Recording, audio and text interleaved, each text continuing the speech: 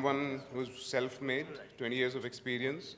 And the reason we say self-made is he started off Pepper Square in 2002 with $11 in his pocket, and it's grown so big.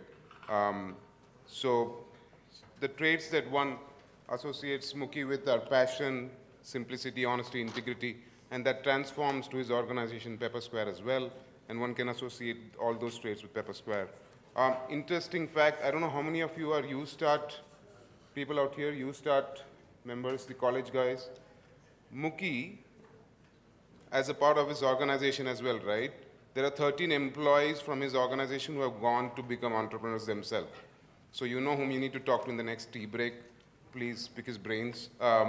So with that, with no further ado, it's all over to Mookie for the next session. Namaste, very good morning to all of you, right? The weather was wonderful outside, but every time when I go to a conference like this, the energy is infectious.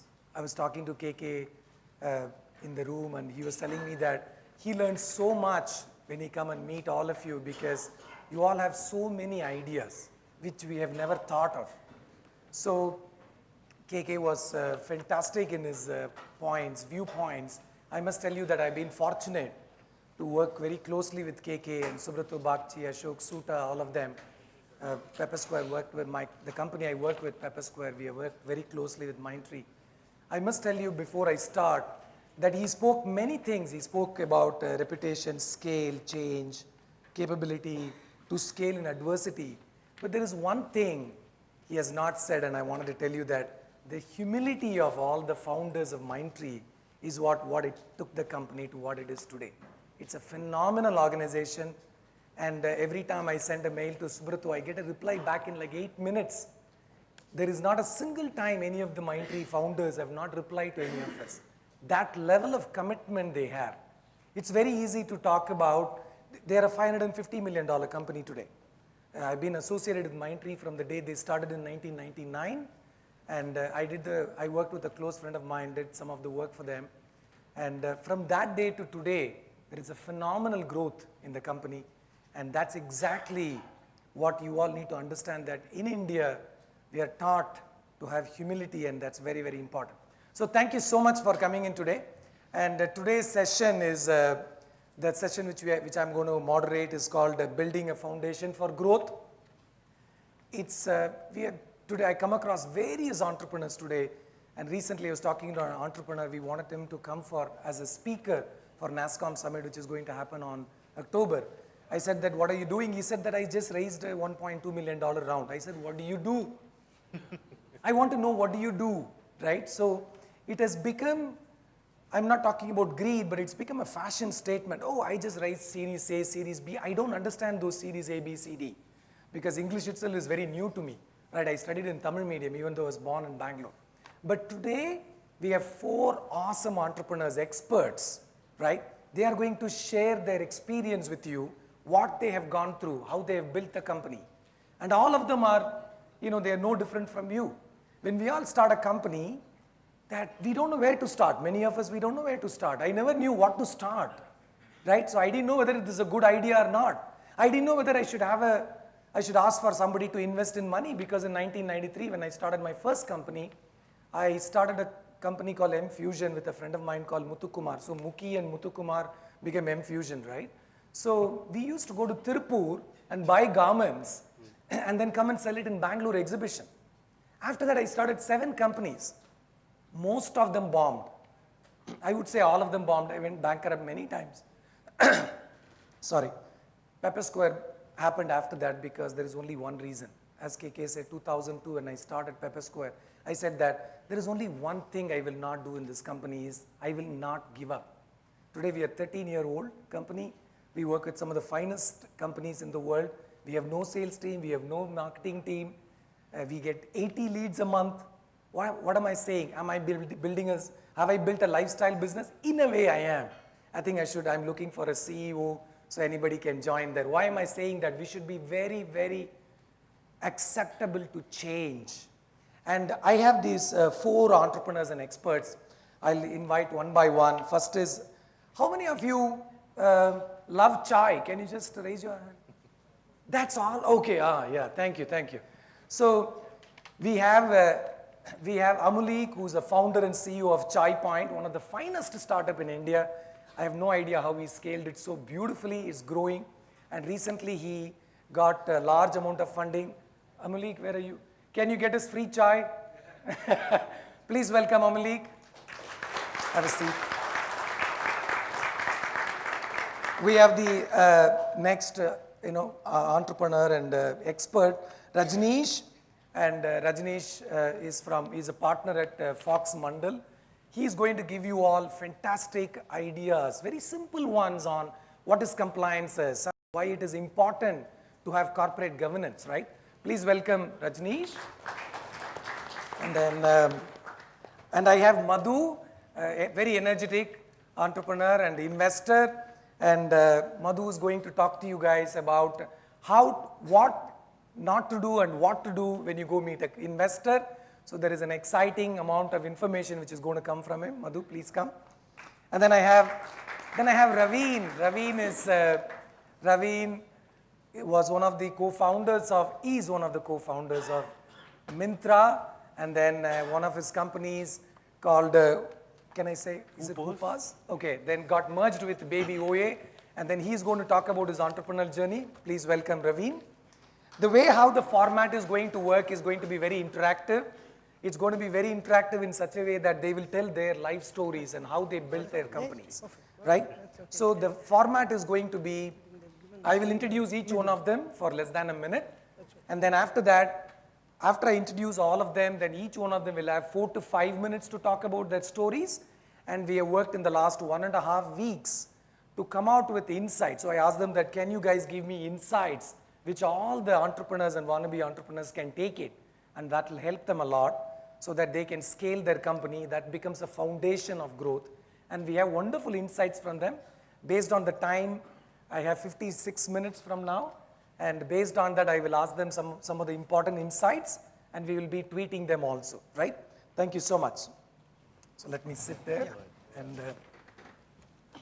so let's start with Amulik. And so he's how many of you have seen, how many of you have been to Chai Point? Wow, nice. Rest of the guys should try it out. It's fantastic, right? So I have tried this, and that's the reason I'm able to speak about that. And before starting, he started his career with Microsoft, right? He worked there for almost 5 years plus, and then he worked with EMC and various other companies. And he has 15 years experience, right? And he's an MBA from Harvard, and I'm nowhere closer to that. Me and studies, and it's very, very difficult. So I'm sure that's the reason he's scaling. It's very important to connect with the right people, because it is, somebody told me many years ago, Mukhi, it's not about what you know, it's about who you know. I think it's very, very important, because when you meet people in this area, when you network for lunch and tea, you have to connect with people. Be very open about sharing your ideas, right? So Chai Point has a lovely tagline, India runs on chai. So we are going to ask him what does that mean, right? So thank you so much for coming in. Rajneesh is a partner at Fox Mandal. He has 12 years of legal experience, right? So whatever I'm going to speak, it's not going to be politically correct, but don't hold me on that, right? So prior to Fox Mandal, he was a AVP legal of ICICI Venture. So thank you so much for coming in. And then we have Raveen. Raveen has 12 years experience, and he has exited a couple of companies successfully, which is Myntra and Baby OA. He says that primarily he focuses on product management. I rarely come across somebody who say that. And thank you so much for the clarity, which is wonderful to hear that. And his latest venture, NudgeSpot. So we asked him, he called me up and said that let's talk. I'm sorry, I was in LA. You were in LA? San Francisco. San Francisco. I said that, what did you do there? Did you close a deal? He said, no, I just wanted to, shut everything and go there and be with myself and customers, and I want to understand where to take the company forward. I said, wow, that's nice. For that, you need 2 exits, okay? Otherwise, it's going to be very expensive for you. And I also wanted to tell you that solving problems excites him. In India, we have answers for everything, from Vedas to Ramayanas to everything we have answers. But we don't ask the right questions. When I ask people, when they asked how many people have questions, only 2 raised their hand. We don't ask right question. Right question doesn't need to be, 10 long sentence. It has to be sharp, right? And questioning the questioning is very, very important. You should learn that from Kamal Hassan. And one thing I liked when I was talking to him, that his father, Mr. V.A. Shastri, was a board member of Infosys. So I asked Ravi, what did you learn from him? He said only one thing: humility. I think that's exactly defines Mindtree board also. So thank you so much for that. Then my friend Madhu here, and a lot of energy, lot of ideas. And he's an alumni from INSEAD, 20 years of experience in the mobile and digital business. He has done various things. He has invested in more than 3 companies now. And he's been consulting a lot of companies. And he's also a startup mentor and business accelerator. He works with various people. So he's the one you should be talking to. So I'll start with Amleek, right? So you have 4 to 5 minutes, and speak your heart and then tell us how you started. We are all very excited to hear your story. Thank you so much for having me over. We are a young company, so we are learning as we go along. So I'm quite scared by the 15 years experience pitch. I think of ourselves as somebody having maybe 3 or 4 years of experience. So obviously every new venture starts with some sense of passion. The passion in our team was to build a brand. Frankly, all of us come from very different backgrounds in our company. None of us, now we have a lot of people from FMCG and F&B background, but at that point of time, everybody pretty much came from the tech world and some from pure finance. So the passion was to build a brand, and we literally sort of went about clinically looking at what is the area around which we can build a brand. And tea came along because it was such a large category. It's a 30,000 crore market. There are a lot of loose leaf tea brands, dry tea brands, but there is no last mile access tea brand. Starbucks and Cafe Coffee Day and Barista and all these other global chains, Costa and so many others. They're all last mile access coffee brands. There was no last mile access tea brand. And very important to appreciate that tea after water is the most consumed beverage in the world. So that's a very, very big statement, right? After that comes beer, and then you get possibly tea, right? And why was it the case that there is no last mile access brand for tea? So that seemed like a very, very clear open gap. I think one advantage that we had as a tech team is that, or a team with a tech background, I should say, is that we all appreciated that whatever we have to do has to have a bearing of scale. Somehow that thing was very strongly ingrained. I mean, maybe it's, my sort of old school Microsoft DNA or whatever. I remember, being as a kid watching sort of Steve Ballmer and all these guys get on the stage, and they said, we only make products which have $1 billion potential. And for somebody who's young, and this kind of thing kind of gets drilled into your head all the time, we'll kill all products if it's not $1 billion product. So I think that was there right at the beginning, that it's a very large market. Of course, it was highly fragmented. We were clueless as to how to bring about sort of the consolidation, and we are learning. We are very, very small. We just sort of, I think with every passing quarter, we are getting surer and we have better ideas as to how to do that. But the basics were there, that it has to be a large market. Now, with that bit of a background, for the purpose of everybody seated here, I thought what I will talk about is something which is very, very relevant to us right now also, and that is an evolving storyboard. I'm sort of, giving an umbrella phrase to my talk, evolving storyboard and relentless execution, right? So, we sell chai, right? And about 30% of the revenue comes from ginger chai.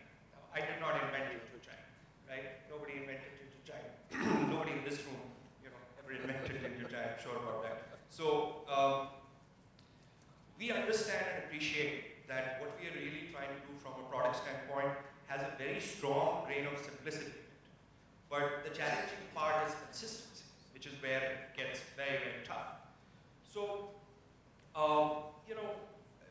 appreciating that the idea is inherently very, very simple, like all coffee chains, frankly. Coffee's been around for hundreds of years. So, we went about creating a storyboard for ourselves, which we have stuck true to, though it has evolved. And the evolution of that storyboard is very important.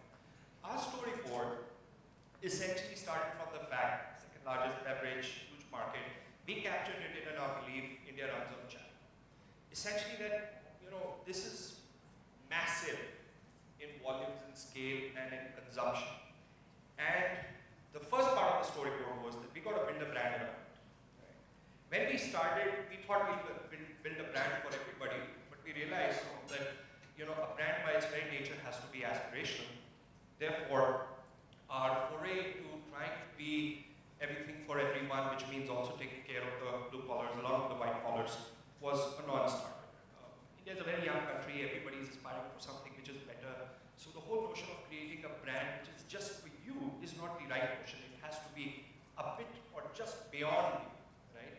So we decided that we'll focus on white collar. But the notion around, and that's the first evolution of the storyboard. It was pretty significant considering that we had built stores and we shut many of those stores which were in blue collar areas.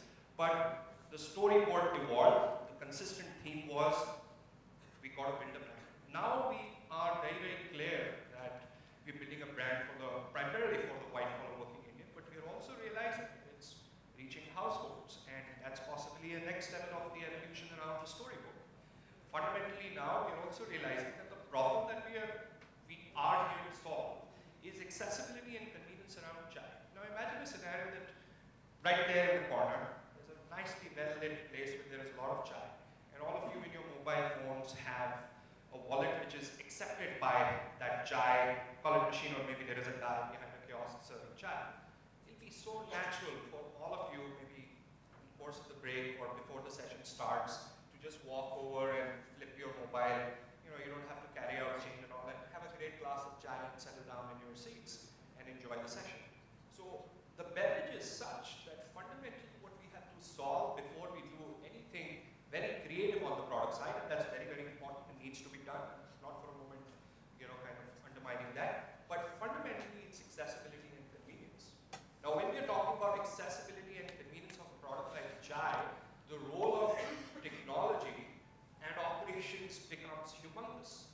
How do you make it so convenient for everyone? So literally with something that they always have in their hand, which is a mobile phone. You don't carry your bag, you don't carry your keys, you don't carry your wallet. You essentially always have your mobile phone on you. How with your mobile phone you're able to just do the transaction or make it available, delivered to you, right? Whether you're in an office, you're somewhere, or you're busy and you're passing by a store and you don't want to be in the line at that store for 10, 15, 20 minutes. How can you, make it convenient by pre-ordering it so that you just get there and you don't have to stand for 10, 15 minutes, but just for 30 seconds or maybe a minute or two, your cup is ready and just you walk out without you having to stand in the line. So that's the storyboard for us right now, in the sense that how do we get to accessibility and convenience around the beverage. Now, it's nice to say all these things and so on, but India is a very complex country. It's a very large country. Our infrastructure, tech and physical infrastructure is not in place. The grab and go market where you can stop to a store and drink your cup of chai or coffee while you're driving is not possible because there are so many potholes. You will be spilling chai and coffee all over. So that essentially kills the grab and go market. The metro trains in Delhi, the only functional massive impact metro, doesn't allow you to take your beverages because you will be creating litter.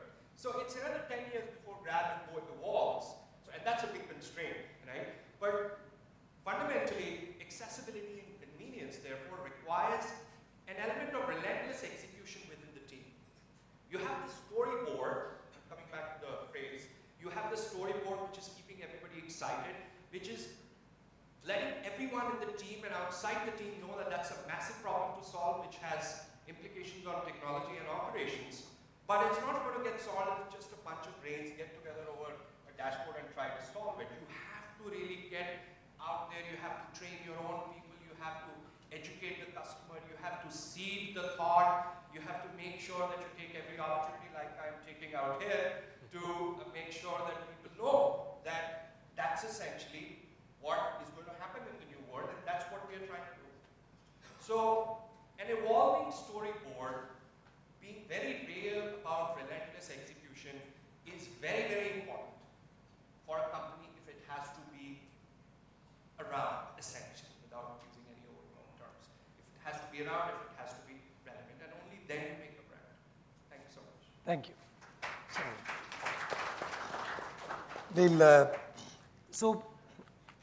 Thank you so much for that. So it's very, very important to scale the company also.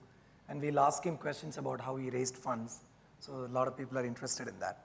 And so I have to tell you this, some time back, around 3.5 months back, this is an entrepreneur who called me who has a business for almost 3 years. And he said that, Mukhi, we are in big trouble.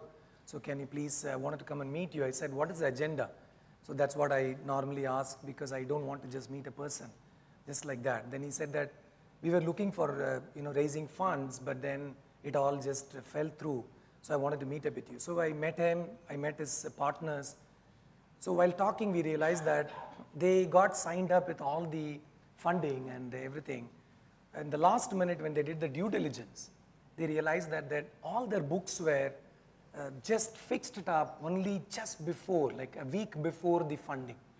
And then these company who were funding that they came from, the investors came from Singapore.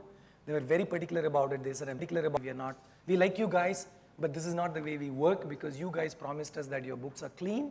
In our due diligence, we came that, it is not clean. So here we have Rajneesh, who's going to be speaking about it for 5 minutes because our time got cut short for half an hour. So, and he's going to talk about why it is very important from his experience. So I'll give it to him. Good morning, all. Listening to a lawyer in the morning is not exactly a good idea, especially on an Antracip summit. So sorry for having here, but okay. Since I am there, I just wanted to have 3 basic things which generally we face as a question is like, what kind of entities I should have, which should be scalable, which can get funding, and where I could have all my IPs and stuff like that. So now that question is very easy to answer, irrespective of law offering you a sole proprietorship, partnership, LLP, whatnot, company, private, public, trust, this one. One thing is... I think you have another mic, so okay, he's saying... So, okay, so one thing is very simple on that. Whatever you do at the starting, it's only a private limited company which is going to function in India. That's the truth. The reasons being, now there are a couple of questions which keeps coming. Why not LLP? That also is a fair, I can reduce my liabilities and stuff. But ideally, as Mukhi was saying, funding at somewhere has become the glamorous world. That, hey, I got a Series A or Series B, and unfortunately, the law doesn't allow you to have anything similar unless you go and meet the big bosses of Indian financial system called Reserve Bank of India. So not many of you would like to meet them at the very first instance, and therefore a funding becomes in a private limited company is where it is open. The second very question comes is, nowadays as a buzzword is, where do I have the company set up? Most of the startup whom we meet they always claim or happen to claim that their products or services are global. So, well, very good.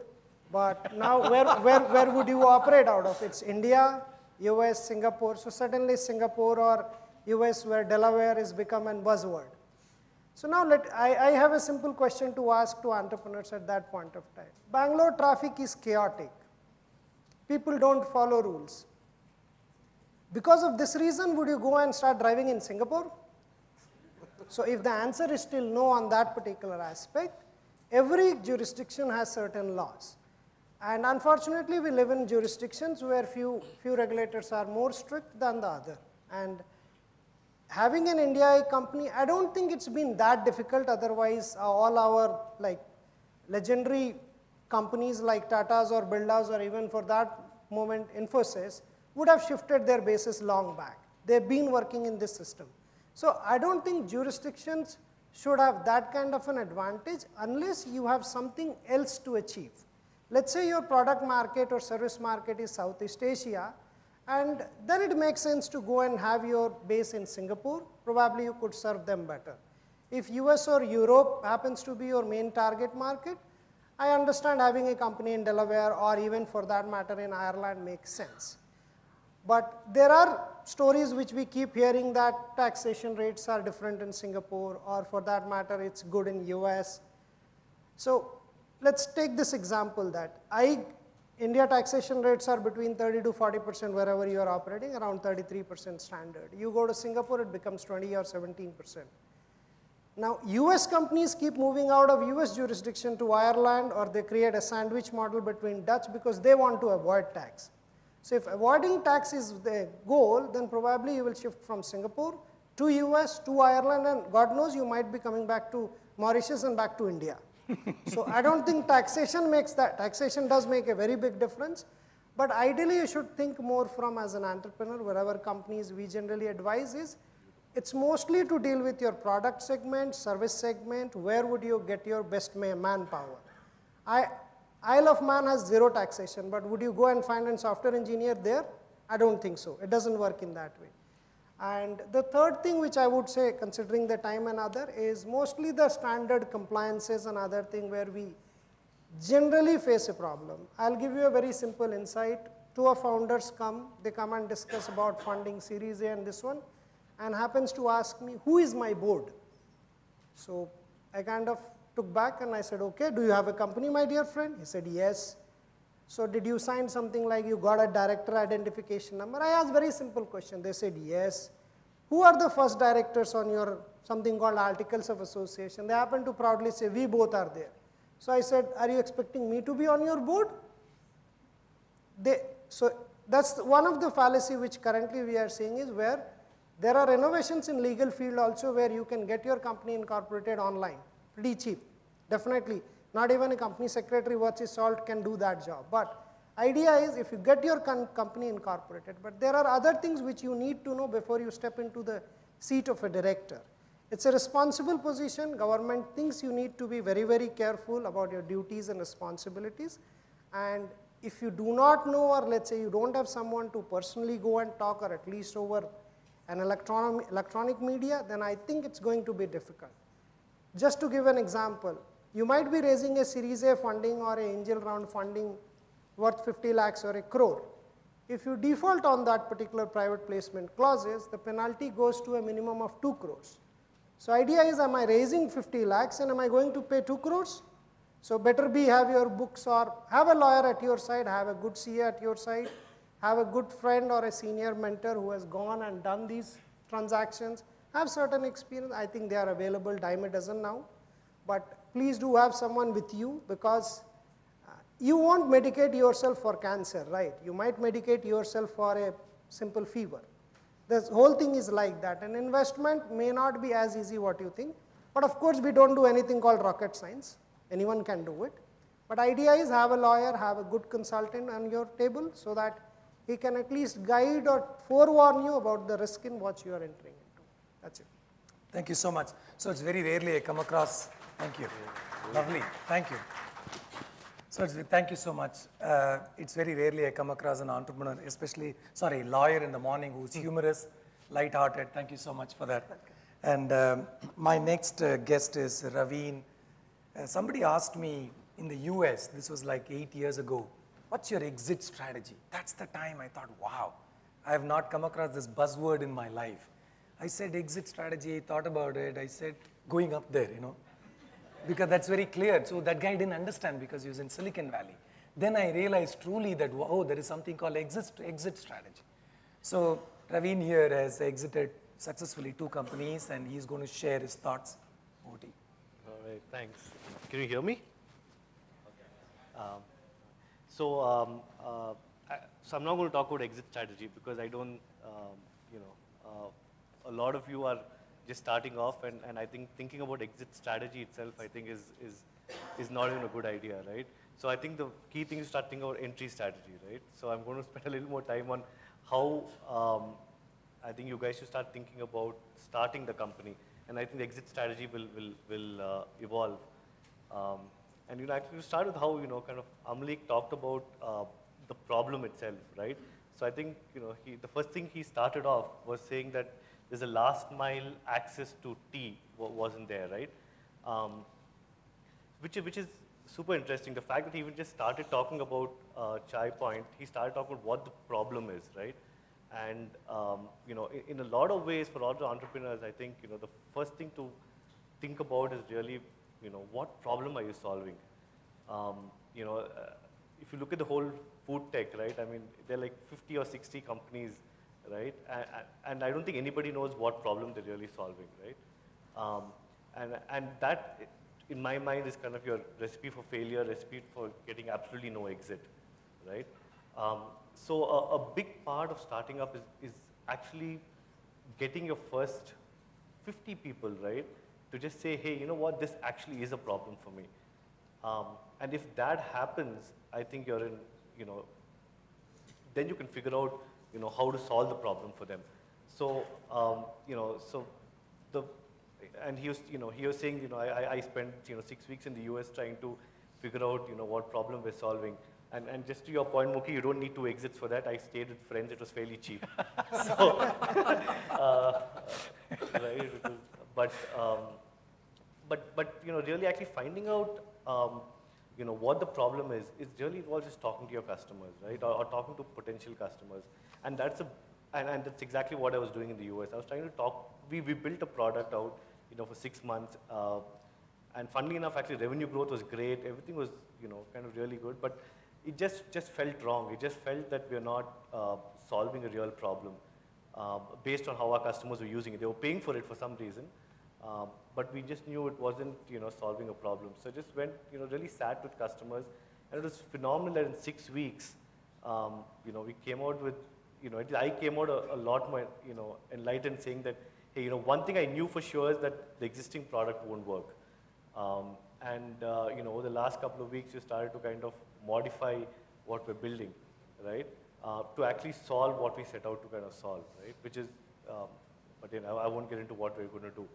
But so, you know, for all of you guys, you know, before thinking of exit strategy, and all of you are, you know, so young, and there's so many problems kind of India has, right, you just look around every day, there are just, I think I get like 8 or 10 ideas every day to kind of solve, right. And just this morning, I was talking to somebody about, you know, offline businesses, you know, like, you know, a lot of the offline guys want to suddenly come online.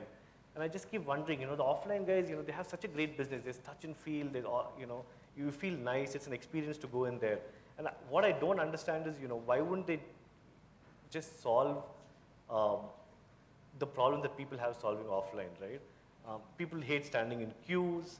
You know, people hate the fact that it's crowded. I'm sure there are just easier solutions to that problem, right? And I would love somebody to, you know, go out there and just talk to these guys and say, hey, you know, if people like coming into your store, right, in general, but they're having problems with standing in queue, I'm sure that's a solvable problem, right? So I'm just saying, you know, there are just so many of these problems that are there to solve. So that is the first, you know, piece for you to think about. The second part is I think the team, right? You know, kind of comes back to what I heard yesterday. Actually, I was at one other conference, and somebody was, you know, and I really loved what they said. I think, you know, a lot of young entrepreneurs need a mix of 2 things, right? Need a mix of audacity and humility, right? And this has to be a really nice mix of both. But so somehow in India, we are in generally very humble, right? I mean, especially in the South. Forgive me for saying that. but you know, in general, people are very humble. So I think we have that. But I think the audacity piece is starting to now, you know, kick in, and which is why I think it's such a great. It's so good to see, you know, a lot of youngsters like you guys, you know, you have to have the audacity to say, hey, you know what, this is a solvable, you know, problem, right?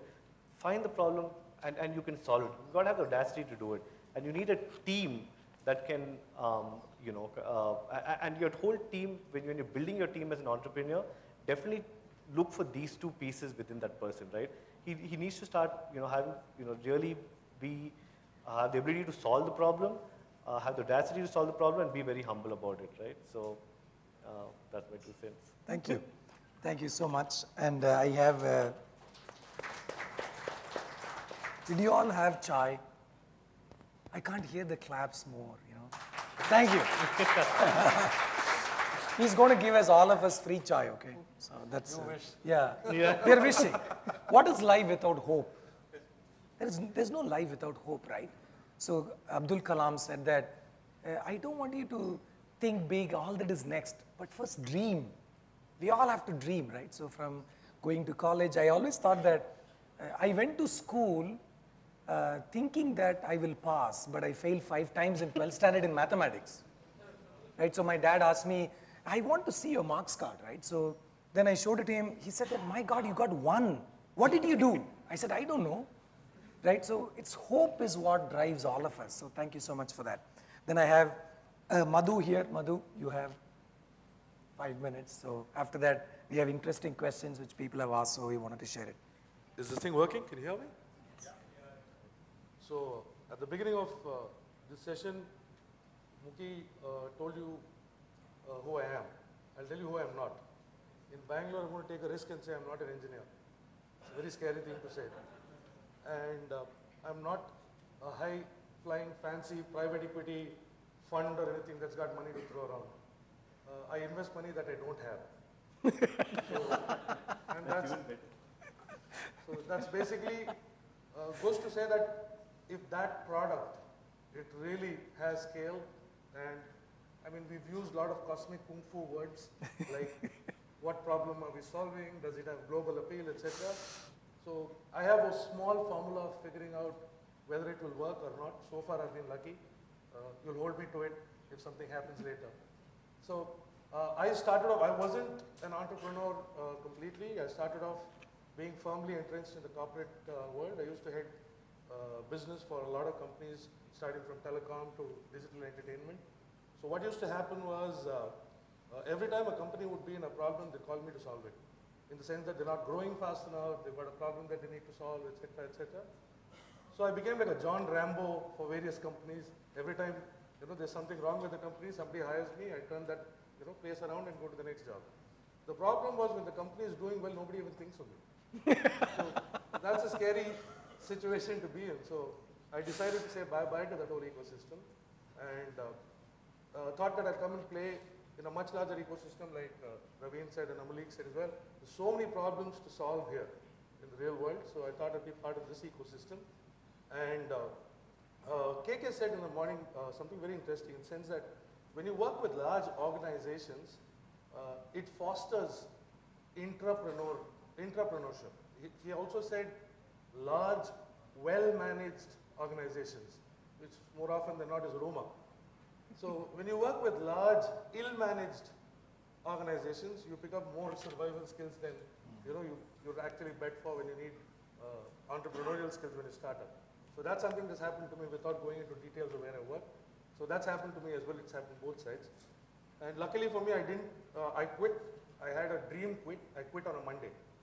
We all dream about quitting on a Monday, right? I did that. I had no clue what I was going to do next. And a friend of mine who works with a private equity firm in Hong Kong called me up and he said, I want you to check out a company. There's this company that we want to invest in. I want you to check that company out. Tell me about the product, the scale the product has, whether the technology is good, whether the promoters are good, etc. And he said he'll pay me for it. That was a great idea. So no problem. So that worked. And then he put me on to 3 or 4 other people. And I had an access to about 5 PE funds across 3 countries, and I thought I'm rock star. So then I had a product. I'd been working on a particular product for like about a few months by then, and I said, look, I got almost about $50 million of capital waiting. These guys call me, I can go talk to them again, right? So all my good friends, I went back to them about a month or so later. I showed them the product. I loved the product, they did. So again and again I went to them and I said, look, this has got greater scale, this has got global appeal, all of the things that we say. He says, this is not my ticket size. I'm like, what the heck is that? So then, second time I went and pitched to him in a different way. I said, okay, now I'm going to launch this in 3 countries. He says, it's too early stage for me to get interested in. Like, okay. So that set me thinking. So I needed to figure out how these guys work. So actually spent a lot of time in figuring out what they call the buy side of things. The buy side is basically the guys who invest in you.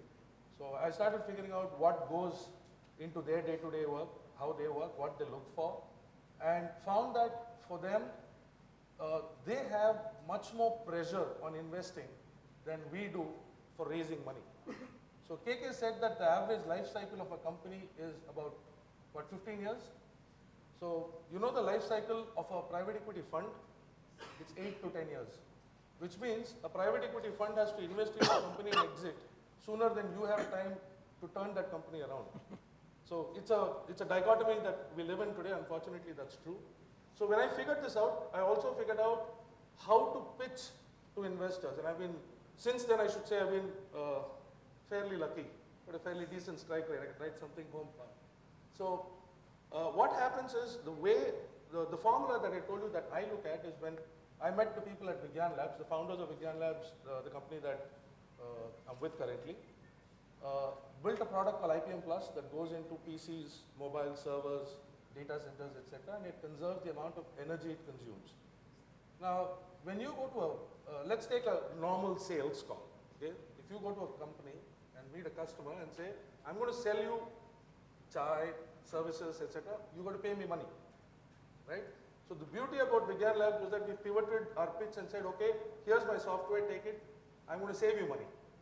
Who'll ever say no to that? So, and we charge them a percentage of, the money that they save. And it's a fairly workable model. We've raised when we changed this pitch, we immediately raised our first round of money and we're in the market for our B series. We've saved about 50 gigawatt hours of energy. If that were replanted into Bangalore, we won't have power cuts. So we're trying to, I promise you that.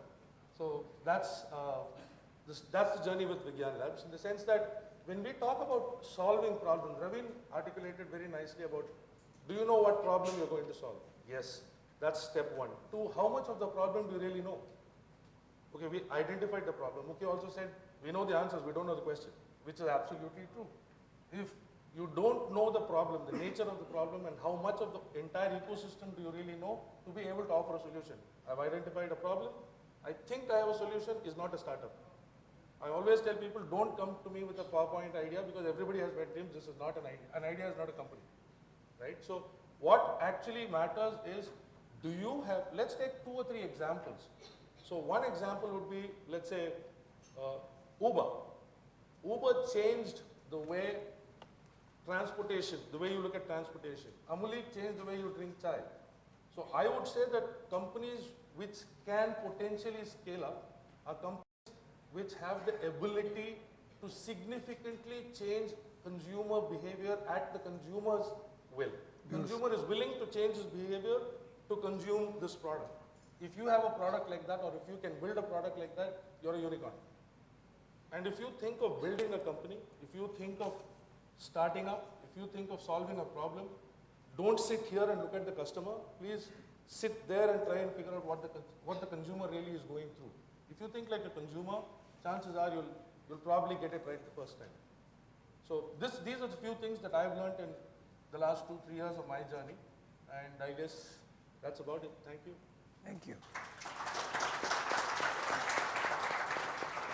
So when I started my career in 1993, I started working, I started my own company because I never wanted to work for anybody, because nobody gave me a job. Let's put it that way, right?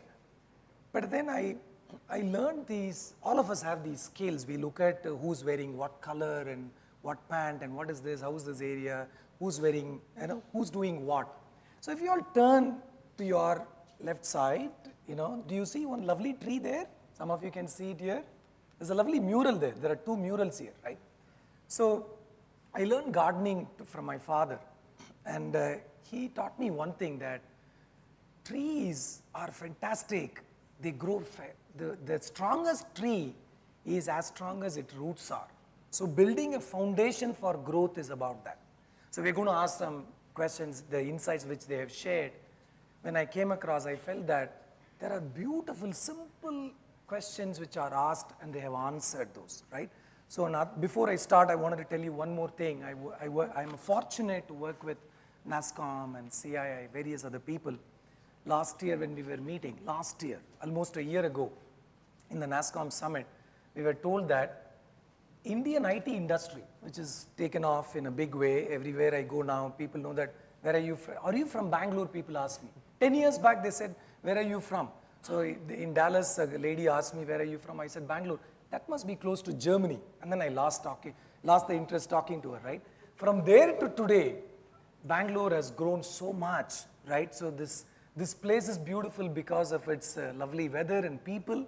Without people, what are we doing? That's what people were saying here. We are selling it to people, right? That's what KK was also saying. In NASSCOM last year, they said that right now we are at $146 billion IT industry is making. But in 2020 or 22, we are going to be $320 billion. So we asked, how is that possible? That's like more than double. They said that there's going to be, we are expecting there are going to be $100 billion companies which we have not seen are going to come up. And I thought, this is crazy. It took me a day to even understand that. I even spoke to Ravi. But from that day to today, you know, me and Ravi Gururaj of NASSCOM keep talking about it. From that day to today, there are 15 companies who are billion-dollar companies, which I've never heard of a year ago.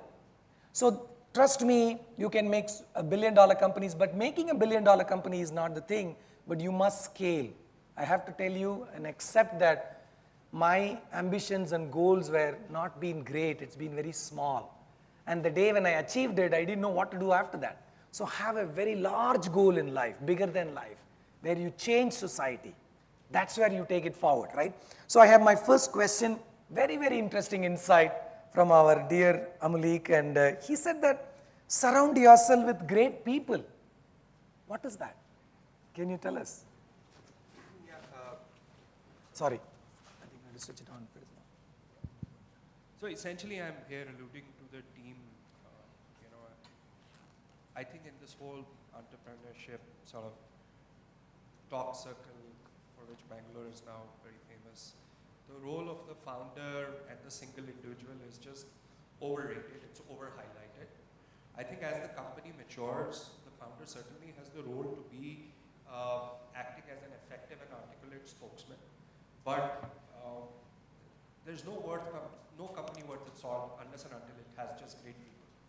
And the test really is that a company is only great if everybody in the company who's holding senior responsibility at least is smarter than the CEO or the founder. If that is not the case, the company is in trouble, 100%. Because your judgment, the scenarios that present yourself, if you're thinking there is one rock star who's always going to be taking the right decisions, no, the odds are absolutely against that. Some bad decision will be taken which will be really, really fatal or can prove to be fatal. So having people who are smarter than the core team or especially the founder or the CEO is very, very important. Thank you. That's what Thank you. So I have another question, which is, this question is for Rajneesh, and he said that I've only heard ignorance is bliss, but he says ignorance is not bliss, right? So can you tell us why? Yeah, so just as an example, why ignorance is not bliss in the case of law? Because a regulator is not going to judge you on the background that you've been an engineer and therefore you just cannot understand income tax laws. So if you are not able to understand it, please have someone who understands this. So the example which I was giving, a private placement currently which is like criticized for multiple reasons. Because something happened in the past which is just not before 4 or 5 years back which has made a major impact on the way Companies Act has been redrafted. What it said, earlier you could have raised money from anyone by just passing a board resolution. They made it slightly more difficult. What they say now, go and identify your investor, have certain documentation, and you again go and comply in the similar way. So, but we still keep coming across founders who just want to say, my investor is ready with the check, tomorrow is going to give me that money. I don't have the time to comply with all this. And okay, so let's say lawyers hurry and then try to figure out what to do, and then we come across that the due diligence is taking 6 months to wind up because your books are not ready. So idea is, ignorance is not a bliss, at least in the legal and compliance world. And there have been multiple cases where companies have been found guilty, whether knowingly or unknowingly. And for startups, that's one of the key areas, because having a very robust compliance culture as far as law is concerned is also going to percolate down to how your normal systems and processes are followed in your own company. People would also take due care in case the founders are taking due care of the way business is being run. So that's more like building a more compliance culture, and where not knowing how an HR process should run is, I don't think, is going to work well when you are going from a 10-member team to a 100-member team. And similarly, if you are going from a lakh rupees to $1 billion, the same logic applies. Thank you. You know, I've been inspired by Narayan Murthy. He's been a greatest inspiration. And before that, I just wanted to tell you, we'll wrap it up in the next 13, 15 minutes so that we can have chai and we can, you know, catch hold of all of them. Please catch hold of all of them. Ask all the wrong questions so that you get the right answers, right? So Mr. Narayan Murthy said, somebody asked him, you know, how much Infosys is worth, right? And he said that at 6 o'clock in the evening, at 9 o'clock in the morning when my employees are there, we are worth $8 billion. At 6 o'clock, we are worth nothing, right? So my next question is to Raveen. He said something wonderful, which is very close to my heart. He said that be transparent with employees and customers, and they are the only people who matter. Your assets are your people, right? Can you please share some thoughts on that? Yeah, actually, I'll start with kind of a, you know, actually with what KK actually said, right? So he says, culture eats strategy for breakfast, right? And essentially, to me, transparency is actually a cultural thing, right? And you know, at Myntra, right? You know, the early days, we were at a point where, you know, we were close to running out of cash, right? We probably had 3 months of cash left, and then Mukesh kind of said, hey, you know, let's get everybody, let's tell them where we are, and see how it, you know, what happens. And we weren't obviously a large team at that time, but still. So we went and we spoke to, you know, told all of them, hey, you know, this is where we are, and want you all to know, because in case you guys need to look for a job, you might want to do that. And of course, you know, I think that 1 or 2 people left, but fundamentally everybody decided to stay back. Few of us said, hey, you know, let's just defer the salary so we actually have 6 months. So but you know, the whole thing with the outcome of this was just so positive, because we actually, the people who left, it was great because it was a self, you know, kind of weeding out process, right? The people who left were probably just not excited about working, you know, at Myntra and working, you know, towards the problem that we're trying to solve. So it had a huge, huge positive impact for us. And from that day on, actually, we've, you know, consistently done this across the organization, where, in fact, now at Nutspot, we're actually building, you know, a really simple page where, you know, people can just look at our number of customers, daily revenue, all of that is just available for all the employees, and soon we're going to kind of put it out so that all our customers can actually just see it. So they know exactly where we are as a company. And I think that is critical, because eventually they are the only guys who are going to kind of get you out of trouble when you are in trouble. Wonderful. Thank you so much for that insight.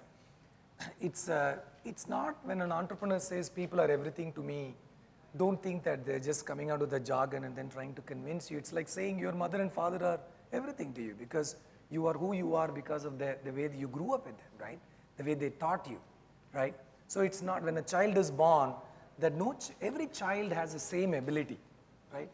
And of course, all the 4 of them have better abilities than me, otherwise they wouldn't have scaled their company in that level.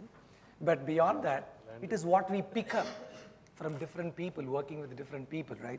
So I just wanted to tell you that we have a small saying in Pepper Square.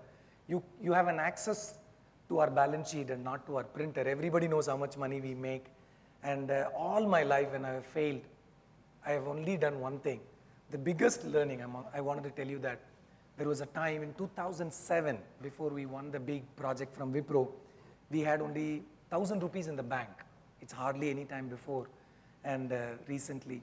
And 1.5 years, I could not pay money to my bank manager, you know, for the house which I bought it many years ago when I was in the US. Every month I used to go see the you know, manager and tell them that, you know, I'm sorry, I will definitely pay. Let us push it as much as possible. I want to work it and pay it back. If the day I cannot pay it back, sell my house. If I'm dead, you have the writing, and I wrote it in a will that it goes to the bank, because that's what my mother and father taught me. And I'm happy that we have not paid a bribe in Pepper Square for income tax returns and this and that. There are some things we all pay. I mean, it's part of life. That's the way India runs, sadly. But I'm sure it's going to change. But what I wanted to tell you is that you must have a still integrity. And what is that you are chasing is very, very important. There is no meaning in this world. You have to create meaning in entrepreneurship.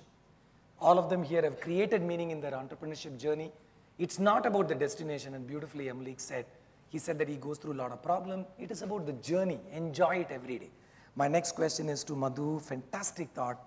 He said that be focused, we all know, but he says be dispassionate. This is like, very, very different. Can you please tell us that? I'll pick up on a point that Nikki had made a little earlier. So, if you were to liken a startup to a family, and you look at the startup as the head of the family, if you are passionate, usually when we were children, we made a lot of mistakes, but our parents never said it's his fault or her fault. They would always cover us. That's passion. That's the passion that the parent has for the kid. So what passion does is blind you to certain mistakes that you're making, and you will not be able to make course corrections. But if you're dispassionate, if you're looking at it from a fairly realistic situation, you'll be able to interpret reality as it is and not through a passionate perspective. You'll be able to pick up far more mistakes, and when you dispassionately discuss your startup products, your services, your team, etc., with people, you have ability to pick up a lot more from around you that you would otherwise not have. And that's usually a very healthy sign. So thank you for that. And it's, everybody says about passion, passion, passion. Passion is not just going to take you anywhere. You must see the opportunity. You must see how big the market is. If your market is only 100 crore, it's better you don't start a business, because by the time you come, there will be 10 different companies, right? Because the world of business itself is changing.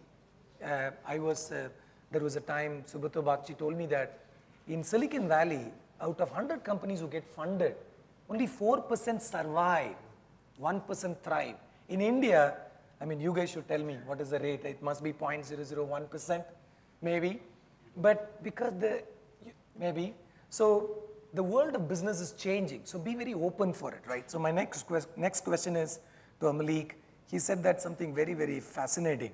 And I'm also interested in learning that if you are finally onto the right business model, scalability is massive, difficult to replicate by others, and makes good financial sense, then go for the big kill fast. It's team and finances. Can you tell us about it?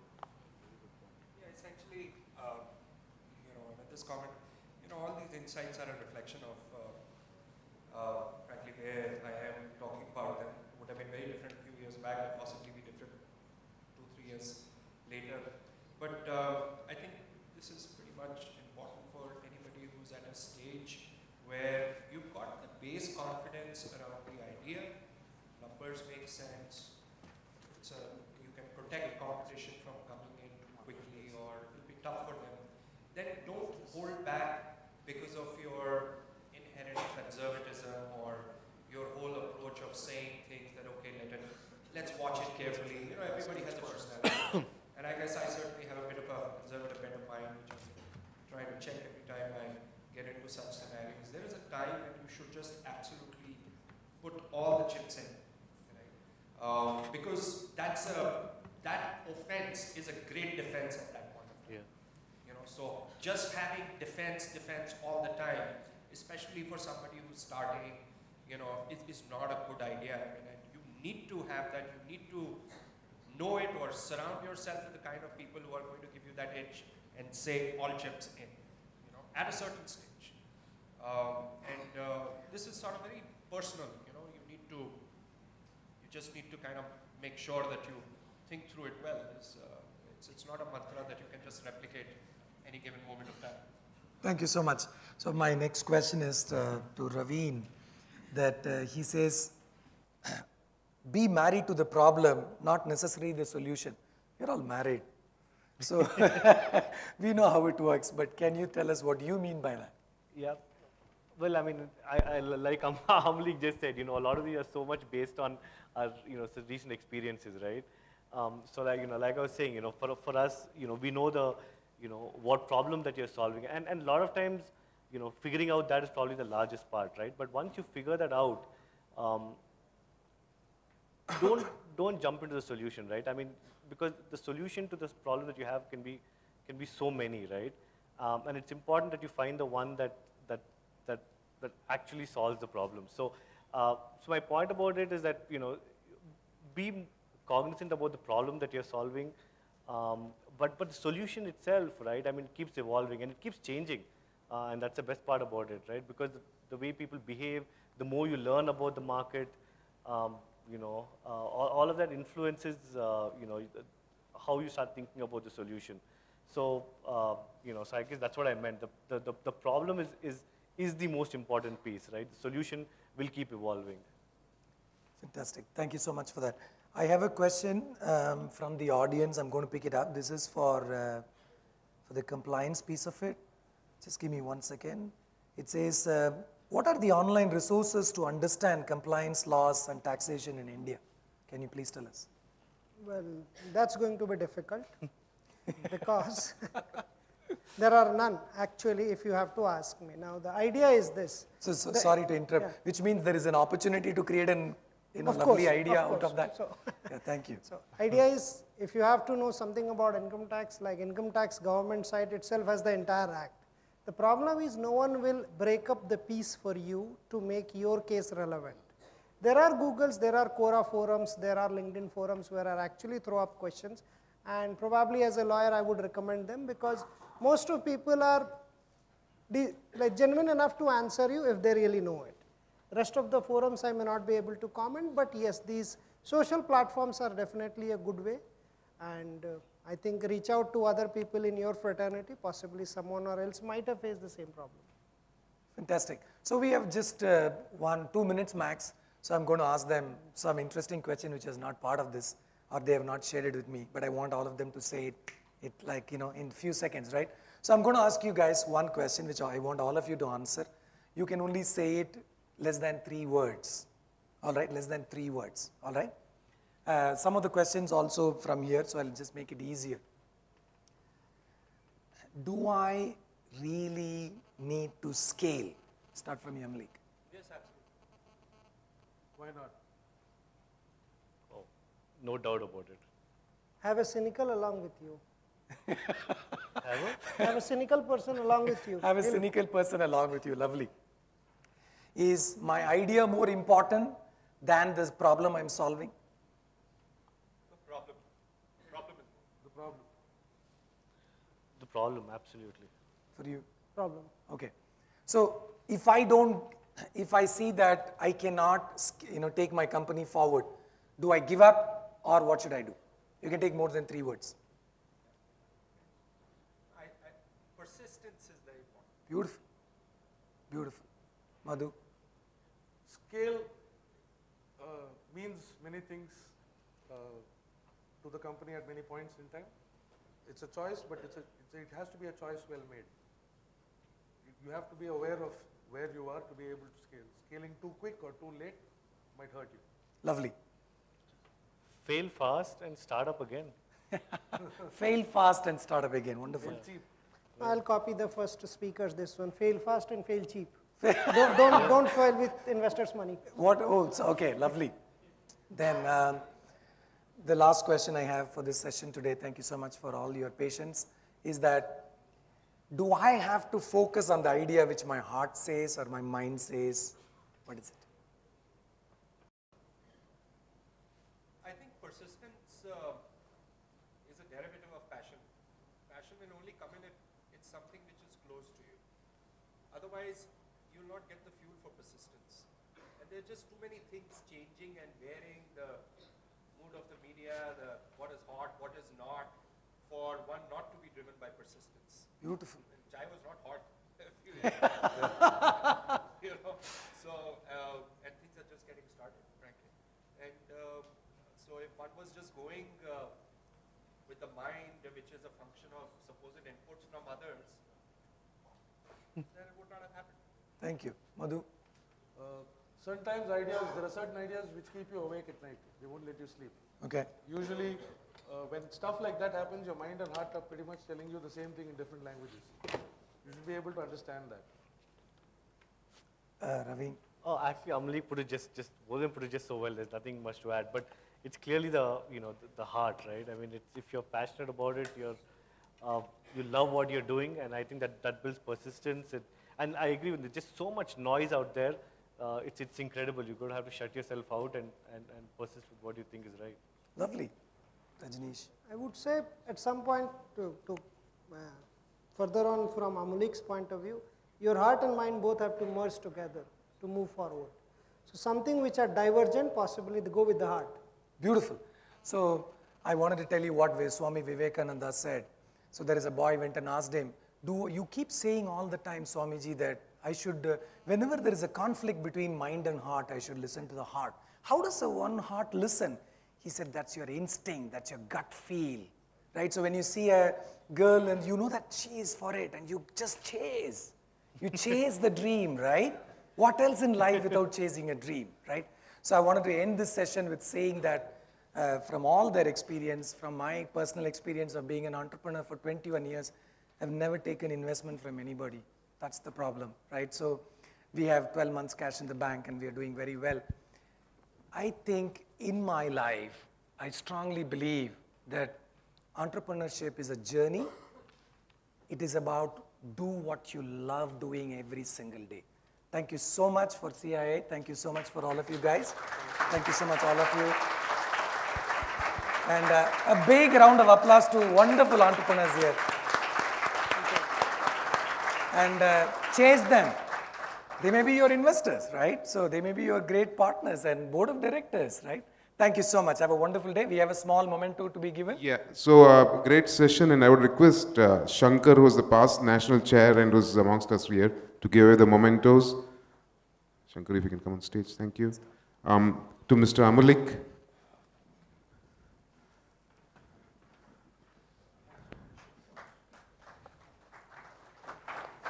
To Madhu.